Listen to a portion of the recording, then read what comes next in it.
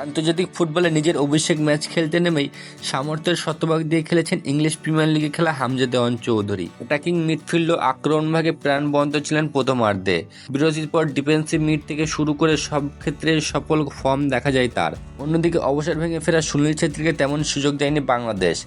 নির্ধারিত সময় শেষে ভারতের মাঠ থেকে লাল সবুজের প্রতিনিধিরা গোলশূন্য ড্র নিয়ে ফিরেছে। বাংলাদেশের জার্সিতে আজ অভিষেক হয়েছে ইংলিশ প্রিমিয়ার লিগে ফুটবল খেলা হামজা দেওয়ান চৌধুরীর। নতুন পরিবেশে হামজা প্রথম ম্যাচে প্রাণবন্ত ছিলেন। যেখানে বল সেখানে ছুটে গিয়েছেন তিনি। কখনো রক্ষণের দেয়াল হয়ে দাঁড়িয়েছেন, আবার কখনো আক্রমণভাগে সহায়তা করেছেন।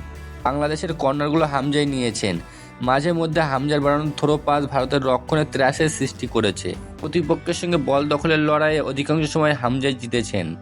হামজার ট্রেডমার্ক স্লাইডিং ও ট্যাকেল হয়েছে ভারতের আক্রমণভাগের প্লেয়াররা। হামজার উজ্জ্বল দিনের নিষ্পাপ ছিলেন ভারতের কিংবদন্তি ফুটবল সুনীল ছেত্রী।